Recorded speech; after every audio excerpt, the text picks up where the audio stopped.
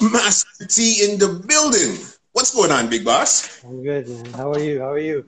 I'm Happy Easter to excellent. everybody. Yourself? I'm good. I'm You're doing all good. right. I'm doing all right. Thank All you. right. It's a good Friday here, you know what I mean? And as I said, you were right on time. You jumped in right away. So how is this Good Friday treating you right now? Well, I guess the reality of COVID has actually has hit me. Yeah. As of yesterday, I would have said, hey, everything's cool. I'm in isolation and everything. But it's first of all, I was part of a memorial ceremony yesterday because Okay. a good friend of ours had passed away, Marcia Miller, and the first thing you ask is when they and this wasn't from COVID, but the first thing you ask is like how do you pay your last respects, Yeah. and sure enough, my wife and I sat down and watched a memorial service for her through a stream. Yeah. So that was that sense of reality yesterday. Rest in peace, Marcia Miller. And then you know, I've been reaching out to my friends. I have friends all over the place, and you want to reach out, make sure they're safe. And Yeah. I reached out to my good friend in the UK, and I was like, just want to check in with her and just see how she's doing because we actually lost her brother, who was my best friend as a kid in England. Okay. And so I reached out to her, and she hit me back on WhatsApp, and was just saying that it's just wild that you actually hit me back today, which was yesterday, because their mother passed yesterday of Mhm. COVID, and Wow. that's when the reality, it's hitting me obviously through the news and isolation and everything else. But I was watching this interview with an artist that I've interviewed before, and Mhm. they had said it doesn't really become real until you actually you know lose someone For sure. in this fight in this battle, and so rest in peace, Miss Cherry. But Yeah. yeah, so that's the reality. And you The see reality. the thing with it, I didn't even know that it was even that deep in the first place. I just thought because again we're in the industry, so we know a lot of people, but for it to directly hit home in such a manner that definitely sorry to hear that there. You know what I Yeah, mean? man. No, I appreciate that, and yeah, it's And just even go ahead. professionally, how is it hit you professionally right now also? Well, professionally, I have to give thanks to RX Music, the whole team of, I'm going to shout out the whole team of CEOs. Yeah. The head CEO is Gina. I know there's Ellie in the house. I know there's Sash. I know there's Jake, Brian, all these people who have still managed to maintain and have everybody still working. I think that's a real blessing at these times because it's funny, people will bitch and complain, oh man, I gotta go to work, I gotta Yeah. go in, I gotta, and then I think the isolation, you're at home, and you have a sense of like, hey, you're isolated, you're at home, and okay, you're either at home with no level of work or no level of job, or you actually, you're still managing to be productive and to do Mhm. something. And obviously, the industry has been hit hard because this is an industry where you provide music for establishments, Yeah. restaurants, hotels. So yeah, there's a strong, you realize that you're in the hospitality industry, and but yeah, we're managing to, you know, uh, still stay up and still provide probably a level of preparation. I think for when this all Yeah. unfolds. But That yeah, makes sense there too. And yeah. what type of opportunities do you see actually arising out of this, whether it's in the industry or whether it's personal? What kind of opportunities do you think that's going to come about? Uh, I mean, it really depends on time. I think I think there's going to be a long a real sense of healing, from everybody. I mean, there's such a huge loss of life. There's such a huge, it's interesting because, there's been, you know, pandemics and, and famines, and all kinds of things, that have Yeah. happened. And people, I think, just kind of go, yeah, it's over there. Well, this is something that's directly affected everybody. No one can say they haven't been touched by this. So For sure. I think, people talk about, there's going to be, I think there will be a rise of, of, of ingenuity. I think there'll be a rise of higher level of spirituality, but it's going to take time. I think, I can't really say, you know, I think through these times, yes, I think there's a level of creativity that's going to continue to, to spark. I think Yeah. people are going to, once they set in, I think there's going to be a real new sense of life and a new sense of purpose, I think. You're right. Okay, there's two questions I wanna ask you. We're gonna get into the rapid facts. Most of the time I wanna spend is taking questions from the audience. That's what I wanna do with you today. You're good? You're down Cool. for that? Yeah, yeah, I'm good. All right. Yeah, thanks. All right. How much time do we have today? How much time? What Yeah. time is it? Let me see. It's after 12. I gotta have breakfast yet. No, no. I'm good. I'm good. I'm here. Well, I'm not sure where I'm going right now. Let me just. Yeah. All right. um, All right. yeah, Okay. So then let's get it on. I remember the last time we met, we had an amazing conversation. I mean, there was a yeah. lot of stuff we spoke about, but there was one thing that I discovered that we didn't even get to speak about at all. That was about a clothing store that you had called T's Crib. Right. Yeah. Yeah. It Cheese was crib. actually Corrupt that brought it up. Mark Stoddart. He's the one that brought it up, said, hey, ask T about T's Crib. Yeah, shout out to Mark. My wife and I actually saw him at the Dwayne De Rosario gala, which I hosted, and it was good. It was good to see Mark. Um, you know, I mean, the whole concept was, it started from, when I first went on the air on Extended Mix, I put this clothing line behind me, Yeah. and it had all these different T-shirts, and at the time in the '90s, the messages were really strong, powerful, Black positive messages, and with a strong cultural and political edge, and so, now, the kids today are like, oh my gosh, I want a black plain T-shirt. Like, don't put logos on it, but Yeah. back in our day, if you didn't have a logo on it, it's like, The biggest one. yeah, Yeah. it wasn't no little Yeah. subtle little logo. This was No. like, whoops, No. Had to the be damn right across your chest. right Yeah. across, and the damn embroidery was itching you underneath. You know what I mean? Yeah. It was a big Uh-huh. fat Yeah. farm. Anyway, Farm. You know. farm. Yeah. So yes, we created this this T-shirt the clothing line. It's funny Yeah. because when I went on the air back in the '90s, and people saw me, I ran into somebody, and they said to me, "It's like, hey, what's that T-shirt line you have out behind you?" It's like, Yeah. it's so disrespectful to us, as black people to have this, clothing line behind us. Like, I'm like, you don't understand the purpose. The purpose is that all these messages behind us are being bounced out right across this country. And people are Great. reading these messages, and people are looking at Yeah. these messages. And it was done in I mean, I had two black guys T-shirts hanging up on there, and and Yeah. they were heavily political. So, and the thing was, after a while, people got it, and then people started sending in letters, and people were saying, "Where'd that T-shirt come from? Where'd this T-shirt come from?"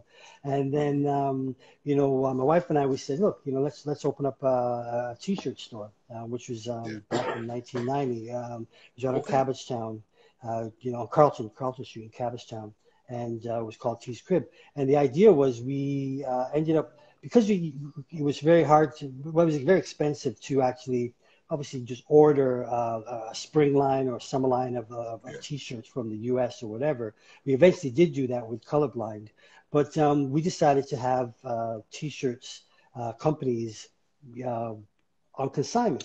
And Okay. Mark Stoddard had Nubian Classic, and they were just pumping out these positive messages like crazy. Like every week, Mark Yeah. would come in with his big box and this, Yeah. big box full of these T-shirts, Nubian Classic, Yeah. and powerful black messages. And then we opened the store, and he was actually one of our top sellers, along with Heavy Okay. Miles. We had all these different independent clothing lines, and that was really spawned from Extendamix, the show. All right, that's really big there because I said, hold on, I did not remember that one. And then when he told it to me in particular and he broke it down, I said, okay, I think I remember hearing you speak about it while you were on here. Another Yeah, thing yeah. here, I heard you're hiding a superstar athlete son. I heard about it, you know. I'm not big into sports, but I heard a little bird told me, say, hey, ask Master T about his athlete son. So tell them about your son that's big Well, into basketball right now. it's kind of hard to hide a 6'9", Yeah. 250, Yeah. 250-pound kid. But Yeah. yeah, my son, really proud of him. I'm proud of both of my kids. But my oldest son, Khalif Young, played for Providence College. He just wrapped up his senior year, and Okay.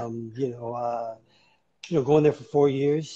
Proud of him. He went through it, as a ball player, as a young man, and that was challenging for me as well because, here he is. Their team just won, 6 games straight. They beat some of the top teams in the Big East. They just journeyed to New York, Yeah. Madison Square Gardens. They're just about to play in the Big East Conference. And that was the whole time when there's the NBA just shut down the league, and then they were supposed to play on like a Thursday. I'm all locked in, ready to go, and then there was still talk about whether they were going to actually have the arena, Okay. the arena with no fans, or there were going to be fans. They weren't sure. He got about an hour and a half before the game was supposed to be played. They told him that they're shutting down the whole Big East conference. Man. Yeah. And then he was on a bus ride back to Providence College, and Yeah. he calls me, and as my heart was going out to him, man, because For sure. I knew how hard he had worked, to get to this point. And then they told him that that the actual March Madness was shut down. Then, if that wasn't enough, he arrives back. He arrives back to the school, and then they say, "Look, all the kids out by Sunday." So he had to kind of Wow. wrap up his stuff. But in hindsight, I'm glad he's out of. I'm glad he's out of out of the U.S. and he's home, Yeah. and we have him here. But I'm also proud of him too because he's put it in a sense of reality, for himself. I mean, he was playing at a high level. He was playing really, really well. The coaches kind of finally understood who he was. He was a, team leader. He was doing great. And, this would have, really propelled his, chances to, be looked at by NBA teams as well, or potentially play in Europe. But those opportunities are still there. I think it's just a matter of for him now. It's just he's still training, he's still running. It's a good and bad thing that his younger brother has to have him home because my younger son, he plays ball as well, Okay. and so yeah, so he's running he's running that poor kid hard. So so that's good. I'm just blessed to have them both home, and That's big there. yeah, All right. it means a Good. lot. Okay. This round here is called a rapid fact. So that now you guys, everybody that's in the chat now, we're going to be taking all questions and answers. You guys put in your questions now because after this round, we're going to be asking Master T all of you guys questions. So yeah, this is a live Q&A with Master T this Good Friday right here on the Entertainment Report podcast live. So you ready for this round, T? I think so. Yeah. I know so. Come on. All right. All right, all First one right. on the list. When it comes to chicken wings, do you prefer drums or flats? Drums. Okay. Your favorite color? Green. Okay. Your favorite basketball player of all times? Favorite ball player of all time. Wow. I gotta say Dr. J. Dr. J. Okay. Most underrated artist of all times? Underrated artist of all time. Most Oh, underrated artist of all time. wow. Uh, that's a hard. Let me see. Most underrated. Yeah. Ooh, of all times. Man, Yeah. there's so many. Guess, a random guess. A random guess. Underrated.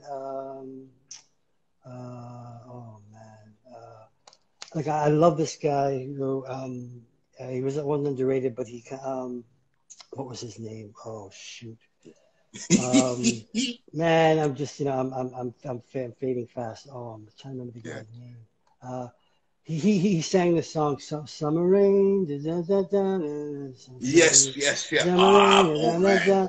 I loved that record. And my Yeah, mind just went blank on him. But yeah, yeah, I won't say this so much underrated. He was rated, but then his career went a different path. But yeah. yeah, I just Okay, yeah. no problem. Yeah. If you guys are just joining the chat now, after this round of rapid facts, we'll be taking questions live from you guys. So put in your questions now, because we'll be taking them right here with Master T on this Good Friday here. All right, the next one here, Master T, is would you prefer $1 million in cash or a credit score of 1,000? Whew. I think I'd go for the credit. No, I'd go for the cash. I'd go for Yeah. $1 million in cash because Yeah. my credit score is tops. All right, I got you. I got you. I hear you. Okay. Credit score is If so you could, important, though, right? yeah, Yeah. 100% agree. Okay. If you could have dinner with three people, dead or alive, which three would they be? Ooh, Bob Marley, Hmm. um, Bob Marley. Gotta say Oprah. For sure. Uh, a politicalized side. I gotta go. I'll go with Martin Luther King. All right. Good one. All right. One word that describes you best. Humble. All right. Good. I like that. Very good one. One physical thing you cannot live without. One physical thing I can't live without. Yep. One physical. Like, is it an electronic thing? Is it Yeah. Yeah. an electronic thing? My phone I could live without. But one thing. Huh? Oh, my car. My friend's on the other side. My car. Yeah. Yeah, yeah, my car. Yeah, I guess my car. Yeah, Yeah. my car. Yeah, because the car is more than just getting gas and driving around. Like as a family, we like to drive around. And I'm a designated driver. So Yeah. yeah, the car because I mean I might have Car. to walk or take a bus or go Yeah. train or something. Okay, go on. Yes. Car. Okay. Your favorite era in music. Favorite era in music. Oh wow. Uh wow. That's just gotta be because I probably grew up in more of like a '70s dude. Hmm. 70s, Yeah. 70s, '80s. I Hmm. added two, '70s, '80s, and then the '90s are good too because I did a whole bunch of Yes. house music on that stuff. Look, man, I'm going 3 decades. Okay, forget it. Yeah. Okay. Your favorite TV show of all time. Favorite TV show. Ooh, wow. That's oh I mean as a like, it goes back probably let's see favorite TV show. As a kid, I mean, definitely Good Times. Yeah. Yeah. Big That was show. definitely, I was a Good Yeah. Times guy. Hmm. The Jeffersons. I was, Hmm. all those, retro black shows. I was definitely watching them. Yeah. All right. Okay. Last one here on the rapid facts. You guys put in your questions now because this is the last one in the rapid facts. We're taking questions from all of you guys right here from Master T. Okay. Best advice you've received and who was it from? Best advice. I mean, I've received a lot of great advice. Hmm. Um, but something that always sticks in my mind is my late pops used to always say to me, walk with my head high and just walk with pride. Hmm. And so that's always kind of stuck. That's always yours. All right. Good one. Great one. Okay. So now we're done the rapid facts. Now we're Yeah. going to go through the questions. So if you guys have any more questions, put them in right now because we're taking questions right here with Master T. All right. This one here is from I am Angela One. What have you been doing, working on since doing TV? Well, it's been a bit of a journey because I left in 2001, and everybody just thinks I went, went and jumped under a rock or something. I don't feel like I haven't been doing anything, but when I left, my wife and I our production company, we produced a couple documentaries for some TV, Yeah. and then I also, back in the day, ended up doing a couple compilation records for EMI Virgin at the Okay. time, Big Up Big C, and and then also more recently I did some stuff with Fiva, and then now currently I'm with RX Music, also producing and hosting RX Music Live, which is an online music series, interviewing all kinds of different artists and musicians. So that's we're actually doing a RX Music Instagram Live with Larnell Lewis and his lovely wife, Joy Okay. Lass Lewis, doing that tomorrow at 2 Yeah. p.m. So yeah, you can check All that out, right. Joy. Big that up. So we'll check you out on RX Music. What's the handle? At RX Music. All right, good. We'll check you guys out tomorrow, 2 p.m. on your platform Yeah. there. Okay. Next question here. Can you talk about the time you interviewed George Clinton on his tour bus?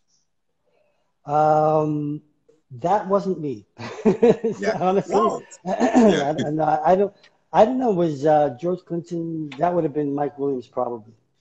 Mike Yeah, Williams. yeah, Okay. That was yeah. from the. Okay. So another Yeah, one and then here. because for me too is like sometimes that people say interviews and I'm like, did I do that? Because he did so many, but yeah, no, I didn't. I mean, I went to see George Clinton at a concert hall and waited Yeah. 4 hours because he couldn't get across the border and finally showed up. Yeah, I was definitely there for that. But Yeah.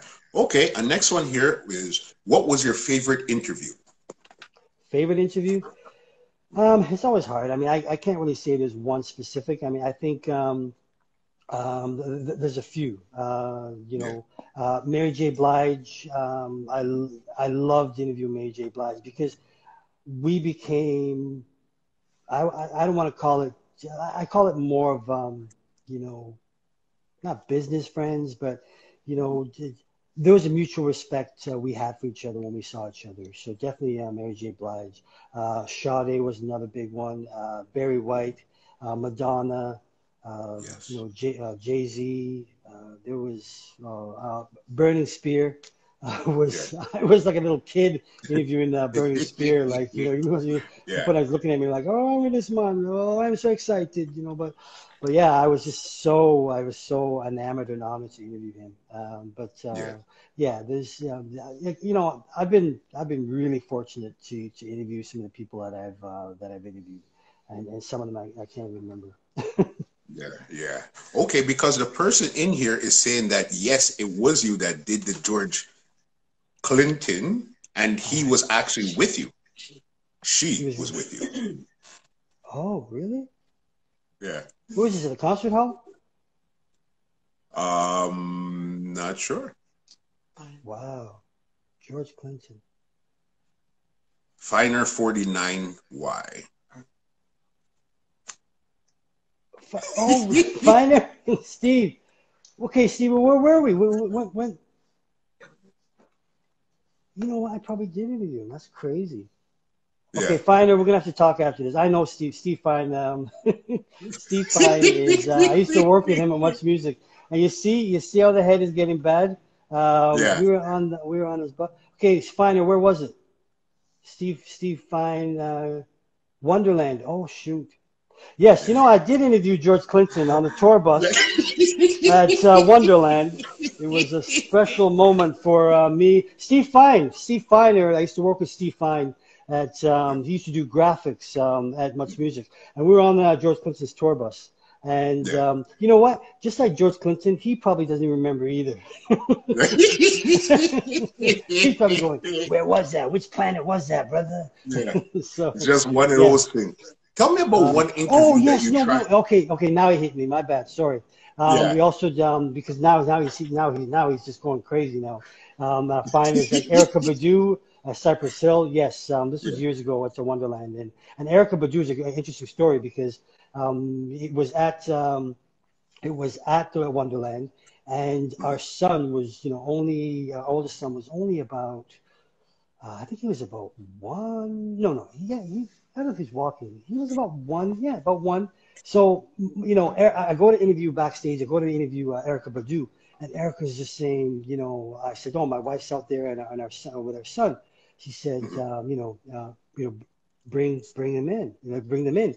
I said, look, my wife, she's chill, man. She doesn't, she loves you. She enjoys the concert, but she does not like that. So I finally go out and convince my wife. She comes in, brings the baby.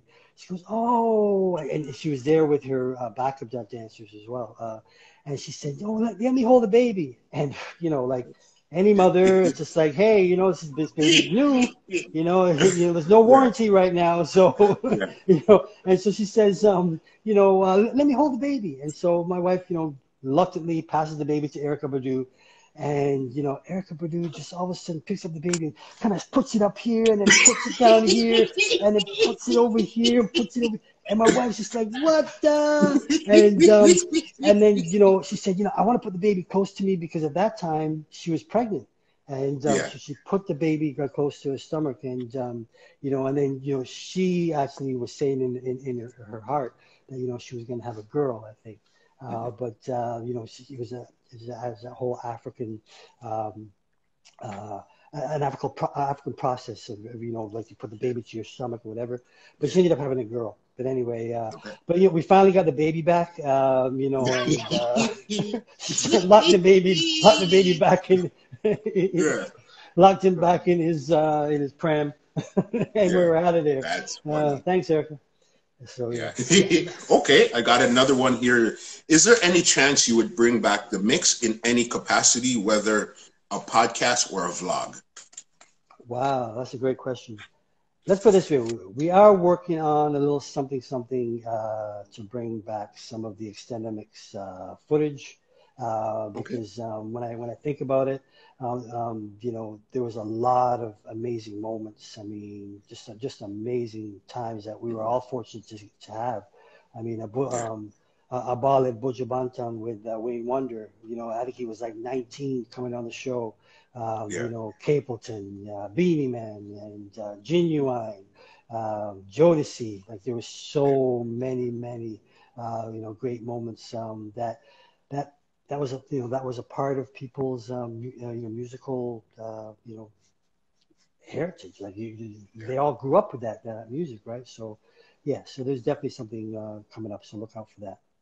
That's good. All right, you guys put in some more questions here. We're here live with Master T having a Q&A. Any more questions from Master T, put them in. One thing I wanted to ask you, T, is an artist that you interviewed right before they blew up and you got to actually see them go from a shy person coming in to this mega superstar. Uh, that definitely happened with Jill Scott. Okay. When I created a series called, Demixing Around, which was, the time Much Music was doing intimate and interactives. So they'd have Yes. a large artist come in, they do a Q&A, and then, they do it was like a mini concert.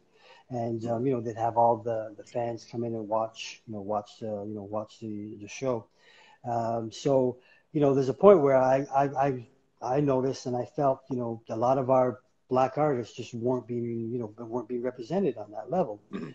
So then I created this, series. I actually went to my wife and said, look, I got this concept, of having people come in, they perform live, and just kind of like, in this little circle, and she goes, and then, I said, I need a name in like 2 seconds, mixing around. Oh, yeah, sure, yeah, for sure. And Yeah. that's how that ended up getting created. And, and with that, we ended up having, these great performances. Actually, Erica Badu was the very first one. And then Okay. later on, we had Jill Scott come in. This is before she just blew up, and it was one of those. And same thing with Erica Badu as well. It was one of those things Okay. where, her rise and her star hadn't even hit yet. And just watching them come in, they all performed with full bands, and it was just great to watch them. And then they leave, and then they come back and they're, you know, at one point they might have been playing a smaller venue, and then they're coming back and they're playing, you know, obviously much larger venues. You know, Yeah. so you saw them ultimately rise, and so you know that was a real nice moment, you know, special time for me. Yeah, that's true. Okay, another one here is, how did you know music was your calling? Ah, great question. You know, I've just been passionate about music. You know, I think it's, you know, I think everyone could say, you know, there's a level of passion for sure, you know, surrounding music. I think for me, it was just, you know, myself, you know, when I see people and like, oh, I'm reading this book and I'm reading that book. And I was never really a book, you know, a bookworm. I was never that guy that would sit down, like, gosh, I need this, you know, 2 hours, I got to go read this book. I was so bad, I was so bad with it, you know.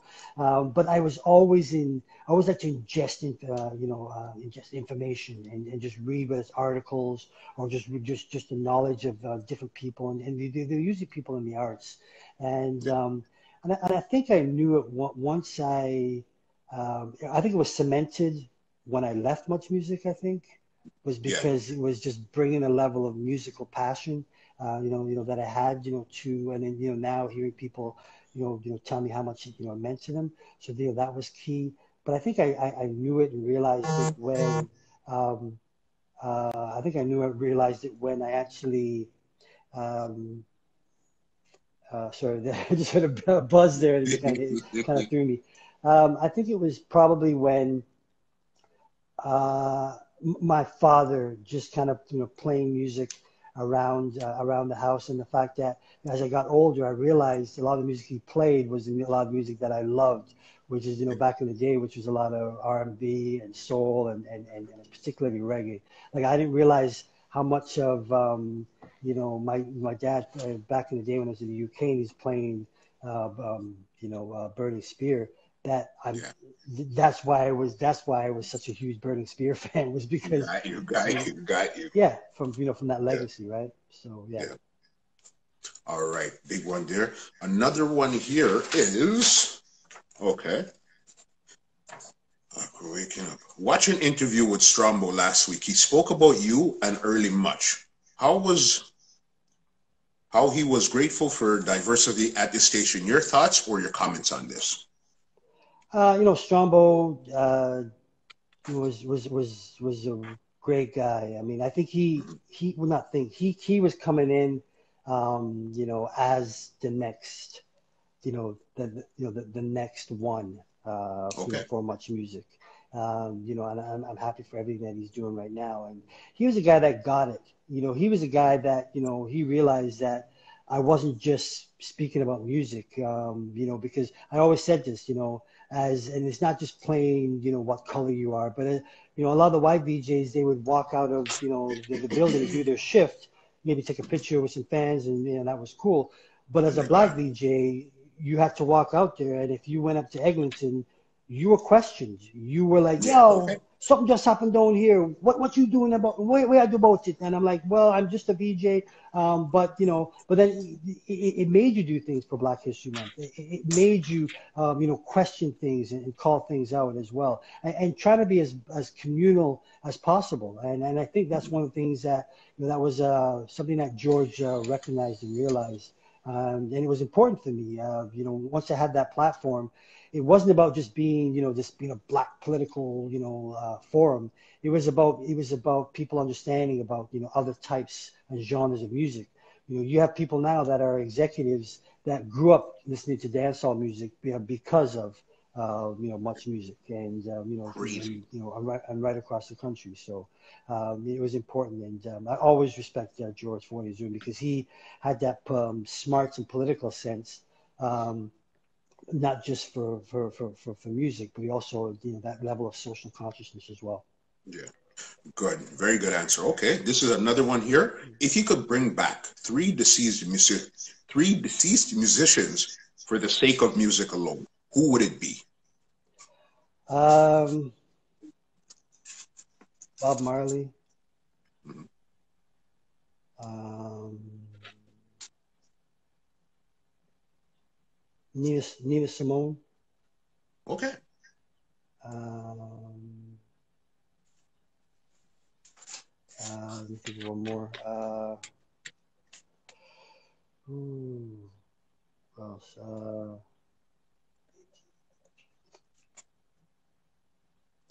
Just thinking about his music and just wondering what he'd be still doing. And he just recently passed. So I gotta say Bill Withers.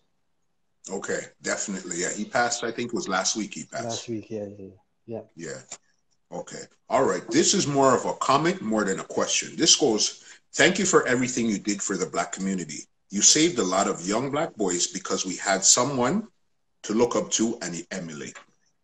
Wow, that talk about the tear emoji. That makes me feel good. I mean, yeah, that makes me feel really good because it's funny. I was talking to my aunt one time, and my aunt said to me, she said, Tony, this is years ago, and she said, Yeah. there wouldn't be all this violence and all these things going on if you were still on the TV. And I'm like, oh, aunt, that's I know I'm your, I know I'm your nephew, but that's a pretty tall and bold statement.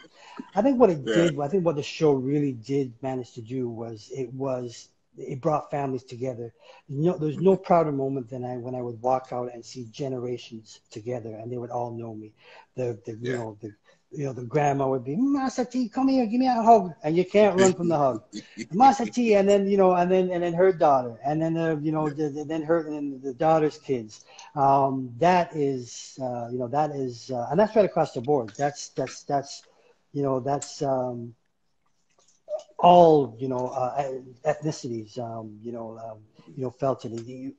There was a real community sense of the program, and I think that was I think it became established just because, yes, the musical content, but I Yeah. think it was also a level of comfort that people felt in terms of that I wasn't posturing. I wasn't trying to be something I really wasn't, and I really try to pass that on even now, even when I do my interviews with at RX Music, is because it's important to me to show a legacy that they didn't have. When you're doing interviews, you have to have, as you do, you have to put in that time, you have to put in that love, you have to put in that care of not just trying to get just, oh great, oh we've got that that moment, just a Yeah. 10-second thing we can just kind of bounce all over the place.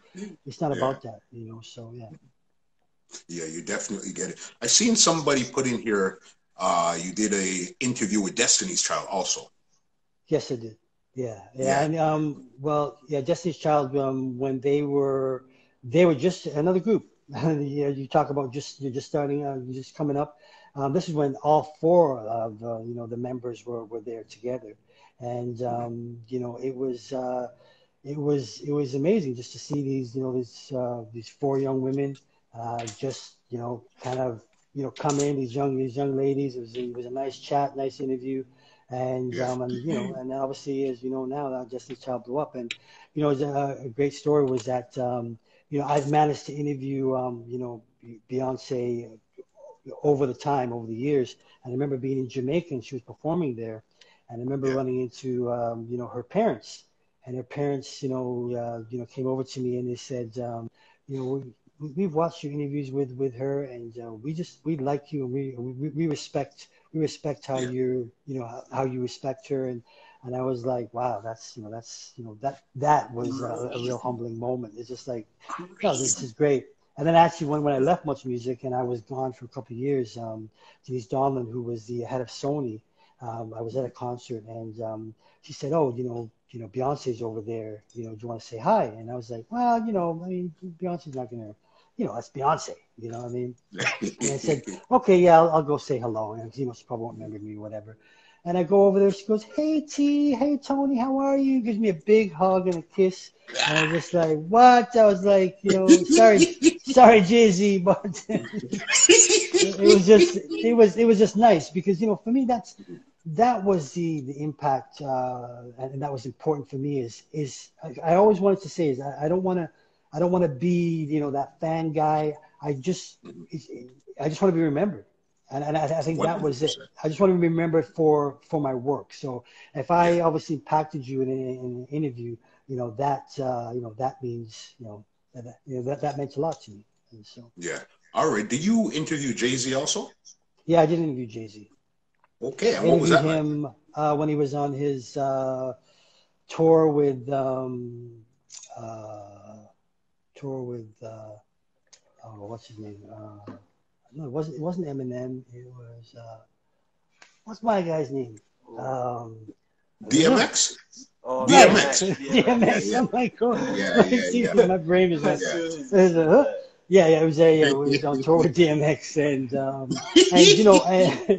and the thing was like, obviously I read up on Jay-Z and everything, and there was a certain level of nervousness because he has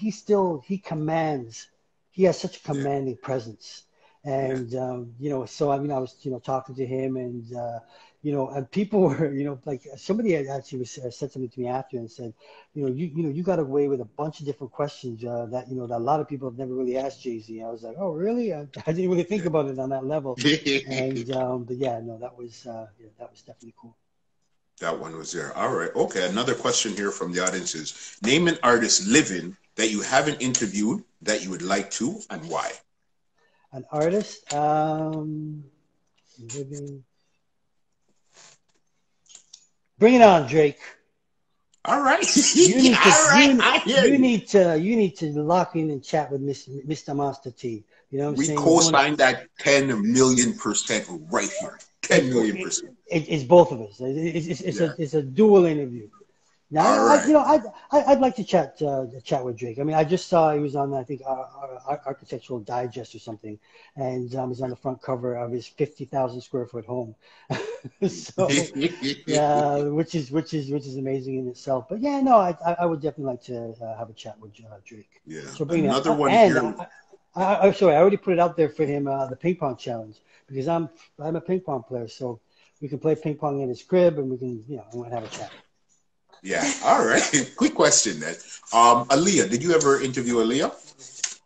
Yes, I did an interview with Leah. I interviewed her a couple times, and Wow. the first time I actually met her was with R. Kelly when he was performing in Buffalo, which is very, very interesting Yeah. because it was back in the day. There was they would have the media uh, from Canada either fly or however we would go to the destination Yeah. to interview U.S. artists, and so there was a media entourage of Canadians going to Buffalo. I think we flew to Buffalo to interview R. Kelly. So we're backstage now, and I'm backstage with R. Kelly, and I'm sitting with him. This is my first time meeting him. I actually interviewed R. Kelly about 3 times, and so I'm sitting with him. He's there, and I just asked him. I said, Aaliyah's, at that point she was just coming out with her music, and her bubble was rising. And I said, what is it about Aaliyah? And he says to me, he goes, I'm sitting beside him, and Aaliyah's down there on the other end. He goes, just look at her. Just look at her, man. Just look at her. And I'm looking at him going, yeah, I see her. This little 16-year-old kid. You little freak. I'm like, I found it really kind of creepy. I'm like, yeah, I see her. But he was just like, he was almost salivating. He was just like, yeah, you just Yeah. look at her. Just look at her, man. I'm like, yeah, she's, like, what is it about her music, R. Kelly, Yeah. her voice? And, then later, Vibe magazine, put it out there that they were married and all the rest of the Yeah. stuff. And, the rest is obviously history. But, yeah, that was a unique moment. That. And I interviewed him again Yeah. at a penthouse apartment in Chicago where I had to Yeah. wait for him for 2 hours while he was playing basketball. He came back, and that was another moment with him. Yeah. Talk about that a bit. Well, we again, when as VJs, we were fortunate that and the labels had money and big cash, and there wasn't the whole social media that we have now, where hey, an artist Yeah. can go pop up and do a live stream and can hit the world. You Mhm. as journalists, we were flown to different places to do interviews with these artists when they put out a new record or they were doing any level of Yeah. promotion. So R. Kelly was doing, I forget which record it was, but he was putting out a record, And we were supposed to do it at Chicago, and we ended up going. Myself and a cameraman were waiting in this penthouse crib, beautiful place in Chicago, and we're just sitting around, and we're waiting. And then it's always hard for the publicist at the time, or from the label, comes up to you, R. Kelly's, he'll be here shortly. He's just wrapping up a basketball game. And I was like, okay, all right, no worries. He's really and truly, he ain't got no other place to go, right? And I think this is what I'm here for. That's what I'm here for. But it was like 2 hours later, he arrives, and he arrives in his full-on basketball gear. The man was just playing ball, and sat down. He said, excuse me, I apologize for being late. And I said, hey, no worries, man, no worries. So he sits down with me. We're talking about his music, and this is the point when he was talking, saying that, he a lot of times, to get away from everything, he goes and sits in his closet. And and I said, I asked him about that. He goes, sometimes I just need silence. I just need peace. I go in my closet and I sit down. Bear in mind, it's probably a 3 square foot closet. You know what I'm saying? The man wants to make it seem like it's some little cubicle box. So I'm like, heart out to you, sitting in that closet, R. Kelly. I feel for you. But it was a kind of magical moment, because he got on the piano. There was a big band in this penthouse, and he started playing, and he's in his gym, and you just heard the essence of how talented and gifted this guy was. Aside from all the messed up crap with this dude, God gave him a gift, but he's obviously kind of messed that up. But yeah. That's a super epic story. Epic. Holy smokes. All right. Another one here. Have you ever interviewed Michael Jackson? No, I haven't interviewed Michael Jackson. I've interviewed Janet. And I think I've been LaToya. A brief interview at the Soul Train Music Awards. And what's the other? The quiet Jackson. She did Centipede. Centipede. Which was that again? I forget which Jackson that was. That's Randy. Was it Rebe? No, Rebe Jackson. Was it Rebe Jackson? No, Rebe Jackson. She was the one that she was the oldest of the girls. Yes, she was a sister. Yeah. Sister. Yeah, but Janet, I interviewed Janet about 3 times. And she was real cool. Yeah, real nice. Yeah. Okay, so with Mike, was there ever a time it was supposed to be put together, or it just was never a thing? Michael, no, I mean, even rumblings through Much Music, we never got that call, to say, hey, let's go, not that I'm aware of, but we got that call of like, hey, let's go interview Michael, but Oprah did. We obviously weren't Oprah, but yeah, no, it wasn't. I mean, and he's somebody that would be very interesting to chat. But then there's certain people that you do interview that no matter how much you interview them, there's always this level of I'm sure you've done it as well through your interviews. You never, not that you're supposed to get everything from them, but they're very guarded. They hold a lot to their chest. Pete Diddy was definitely like that. I've interviewed him. Okay. To this day, I've interviewed him about 3 or 4 times, and aside from his name, it's a matter of like, did I really get anything more from him? Yeah. But I do respect. I do have a lot of respect for him still. Yeah. Okay. Good. Another one here is Monica Diol is bringing back Electric Circus with a tour. Could you see Extended Mix doing the same thing? No, I wouldn't. I can't really see going on a tour. I could see doing a tour, whether it's we've talked about it too. We are maybe doing a Master T Roxy. So that's, I said, who was the voice behind Roxy? What can you tell us about her? Go it.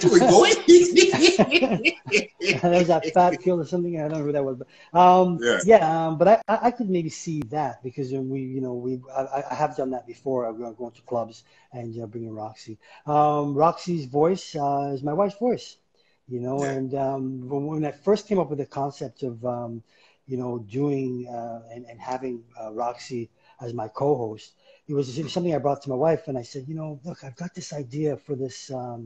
For this keyboard sampler and a voice. And she goes, well, what is it? What's the deal? And I said, I'm not even sure how it's going to work, but and she has a really, she has a really great voice, and she can really sing and all the rest of the stuff. So I recorded her voice, and it yeah. was, I think I told you this before, but I recorded it in this keyboard sampler, which was a Roland W30, which took you had to get every sample perfect. If you didn't get every sample perfect, you'd have to go back and Yep, re-record every single sample. yep. So I sometimes we were remember we doing this spoke for about like, that. yeah, sometimes we were doing this for like 3 or 4 hours to Yeah, get 13 samples in this sampler.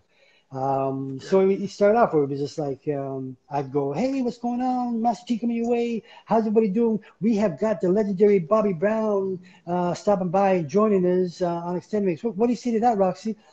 Bobby Brown is stopping by, T." And I was like, "Yeah, and he's married to Whitney Houston." And Yeah, so it was something like it was almost like a script I kind of had to create in my head, yeah. and then I actually create the script and The whatever she was dialogue. going to say as well. But and then we record it. But yeah, it was Yeah. You that's how. see, if anybody wants the full story of that rock there, you'll check out the Entertainment Report podcast. I can't remember what number you were, Master T, but trust me, that interview there was so crazy. We spoke about so many things. But all right, we have about You got a 10 lot minutes out of left. me. Huh? You got a lot out of me. Listen, we have about 10 minutes left in the live, so I'll probably ask you two 10 more minutes. I questions thought we are before we going wrap up. rolling right to anyway. No, we're good. 10 minutes. Okay, Let's you go. know what? Listen, No, no, all no, right, no, so no. I'm good. I'm good. I'm good. I have lots of water. I have lots of water. I'm good. No, let's keep going. all right, let's go with 10 this. minutes. All Let's right. go. All right, okay. It always felt like you had full creative control at much. Is this correct? Second part is Denise and Moses just seemed accepting of all genres. Um, I had full control of the show. I produced, hosted it. I was, creatively, all the ideas that came from it. I did, and my wife was a silent producer. But yes, I had full control of it. Moses, the thing was, I didn't want to be a VJ, and Okay. Moses Neimer, I give credit. I give lots of credit to Moses. He's definitely one of these people that has inspired me. He's one of my mentors. Um, going to him, he had asked me to be a VJ at one point, and I was like avoiding it. And a lot of that was just my own self-consciousness. Okay. I was like, look at me, I've got a hair lip and cleft palate, I don't want to go on TV, I'm not Denzel Okay. Washington, so all these things, but I knew I had a lot of charm. Yeah. But, Hey, that works. That yeah, definitely works. that was my vote of confidence. But then, he was saying, there's one point, he was on me like 3 or 4 times. I go up to his office and he's saying, "Look, I want you to go on. I want you to go on. I want you to go on TV. I want you to go on TV." He wanted my brother and I, Basil, to go on together. I really, in hindsight, I love my brother. I just didn't see that working as a unit because I thought it would be too gimmicky. So anyway, Got I you. eventually got enough confidence, and he gave me the green light because I did a pilot for Extended Mix. I actually shot a pilot with our crew, and I handed Okay. them this 10 or 15 minute pilot of the show, and and I said, "Well, Moses, I just don't know." I said, "What?" I said, "Well, what do I do?" And he just said to me, he goes, "T, go out there, shake your locks, do what you have to do, you know." And that for me was him saying, "I'm giving you creative license Yeah. because I respect where you're coming from to go out there and do what you do with no holes barred." And that was it. So like for me, the whole the principle behind extended mix was always about playing all different types and genres of music. Yeah. And that was key to me. So it was reggae, it was hip hop, it was world beat at the time, it was Mhm. soul, it was all kinds of music. And also the other thing was having a DJ element, which I have to big up my, my best friend, DJ DC Dave Campbell. He really, brought another facet to the show by playing all the background music underneath. And, DJs would write him letters and, and respond to him, just going, "What was that track you just?" So he was a real key element, and he had a real passion. He still does have a real passion for music, and so I always got to big up DC, because my brethren. He's actually my oldest son's. He's the godfather. There you go. Okay, all right. Last question here now, before I get you out here. What do you miss about being on TV every day at that point there? What do you miss about it? What I miss about being maybe the live energy of it. I mean, you're live, and you're being broadcast, right across, television. But it's interesting because I still bring that essence of the element of nervousness and and that live energy to what I do with RX Music Live. There's I still go through a process. It's interesting. My son's on my right hand side here, and my youngest son, Kyrell, and one time he came down. I think he was off school or something, and I was in my office, and I've been fortunate enough to I put all my little trinkets, my cars, and all these little things, my Bruce Lee stuff, and all that stuff. And I pulled my blinds down. I was getting my writing all my questions for the interview because it's in house at our offices and our kitchen at RX Music, and I'm getting into his mind. And I don't know what he said. He must have said something to me or whatever. But I'm like, hey, you don't understand what I have to go through to prepare to get to this level. And and then he's looking at me like, okay, Dad, I'm sorry, but it was a level of preparation that I realized that I still kind of mentally go through. But after that, I gave him a big hug and a big kiss. So he was all right. But still, he realized the magnitude of my importance. What you do. Yeah, what I do, and then I threw it to him. It's like, this is what you have to kind of put in for basketball, and this is it. And he's just like, okay, Dad, I get it. Like, it's that level of things when you're doing things, you have to put the highest level of what you're doing, son. And he's like, I get it, So, all right, you know what? I'm gonna sneak in one last one. We have 3 minutes, but I think this is a good one here. Somebody was asking about I've wondered for years when Ray, Ghost, and Capadonna came to make to much with Woo, bats, and axes. Was everyone shocked at much music? Yeah. I think definitely.